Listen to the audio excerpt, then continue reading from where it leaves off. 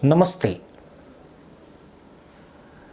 रियासी में तीर्थ यात्रियों की बस पर अटैक के मास्टरमाइंड के हुरों की खोज में जाने की खबर ने पाकिस्तान में हलचल तेज कर दी है।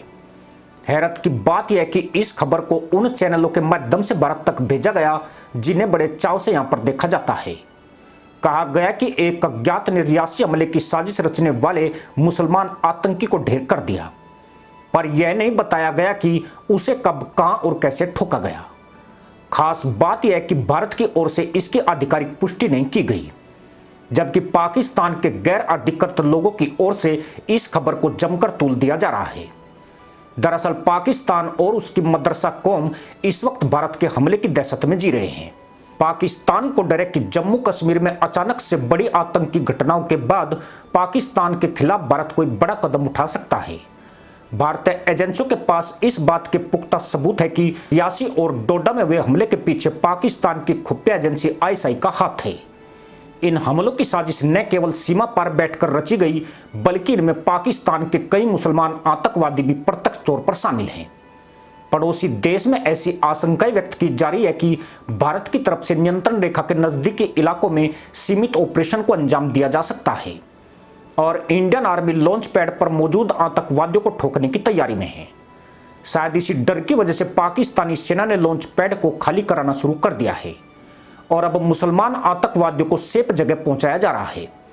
पिछले दिनों यहां 250 से 300 मुसलमान दहशतगर्दों के होने का अनुमान था, लेकिन अब कहा जा रहा है कि इन लॉन्च पैड पर 50 से 60 आतंकवादी ही बचे हैं। यह सिर्फ भारत के हमले का खौफ है, जिसके बाद पाकिस्तानी एजेंसी आईएसआई ने रियासी हमले के मास्टरमाइंड मुल्ला के मारे जाने की खबर फैला दी।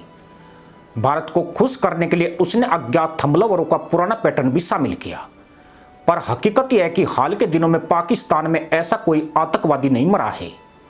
जिन्ना के देश में जब भी इस तरह की हत्याएं हुई और अज्ञात बंदूकधारियों ने दहशतगर्दों को हुरों की खोज में भेजा, पाकिस्तान ने चीख चीख कर उनके आरोप भारत पर ही मंडे हैं।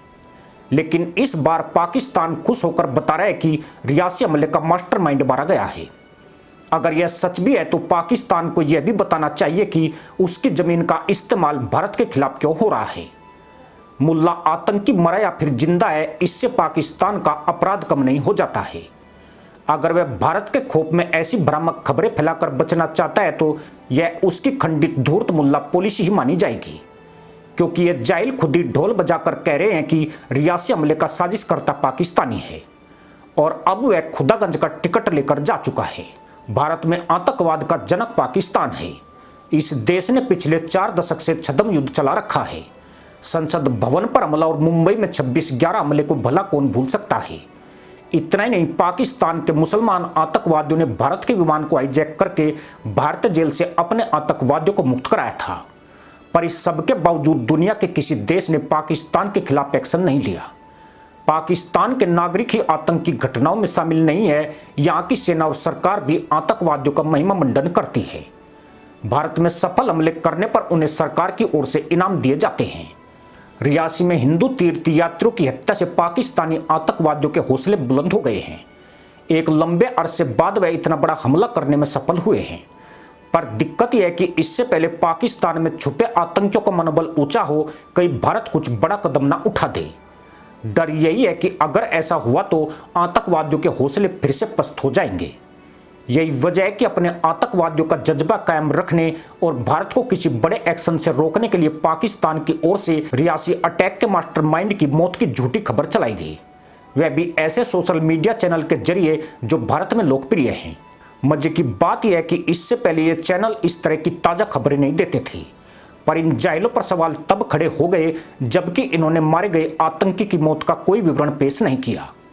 इससे एक बात तो साबित हो गई कि सब पर भरोसा करना, लेकिन पाकिस्तान का मुल्ला अगर जलते तवे पर तशरीफ रखकर सच बोलने का दावा करे तब भी विश्वास न करना।